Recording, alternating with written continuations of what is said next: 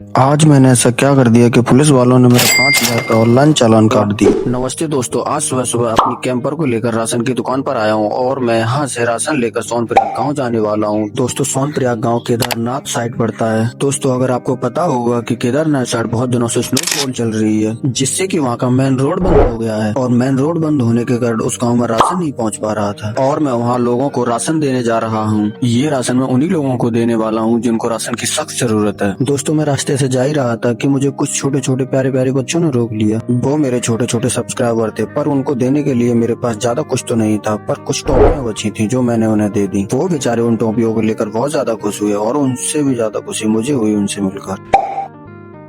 दोस्तों, कुछ घंटों बाद मैं सोनप्रयाग गांव के कच्चे रोड पर पहुंच जाता हूं, जिसकी हालत बिल्कुल भी ठीक नहीं थी। दोस्तों, मुझे रास्ते में एक गाड़ी वाला रोक लेता है और उसकी गाड़ी खराब थी। उसकी गाड़ी के अंदर टूरिस्ट थे और उसने मुझसे कहा कि आप जहां तक जा रहे हो वहां तक इन टूरिस्ट को छोड़ देना। और मेरे पास गाड़ी के अंदर पहले से ही बहुत ज्यादा सामान था, इसीलिए मैंने कुछ लोगों को गाड़ी की छत पर चढ़ाया और कुछ लोग बाहर लटक रहे थे। दोस्तों, लगता है इन टूरिस्ट ने पहली बार ऐसी गाड़ी पर सफर किया है। इन लोगों को तो बहुत ज्यादा मजा आ रहा था। कुछ लोग तो ऊपर बैठे स्टॉल में वीडियो शूट कर रहे थे। दोस्तों, मैं यहाँ के पुराने बस स्टैंड से होकर गुजर रहा हूँ। मेरी गाड़ी में पहले से ही राशन का बहुत ज्यादा वजन था और इन टूरिस्ट को चढ़ाने के बाद तो मेरी गाड़ी इस चढ़ाई पर बहुत ही मुश्किल से चढ़ पा रही थी। और दोस्तों, मेरी गाड़ी के अंदर मेरी साइड वाली सीट पर एक लड़की बैठी थी और उसको देखकर पता नहीं दोस्तों मुझे क्या हो रहा था, और उसके साथ बैठकर पता नहीं मुझे क्या हो रहा था। मैं बहुत ज्यादा नर्वस हो गया था क्योंकि पहली बार ऐसे कोई लड़की आकर मेरे साथ बैठी थी। दोस्तों, मैं कुछ देर बाद अपनी लोकेशन पर पहुंच जाता हूँ। मैं बस यहीं तक जाने वाला हूँ। यहाँ से आगे इन टूरिस्ट को किसी और गाड़ी में जाना पड़ेगा।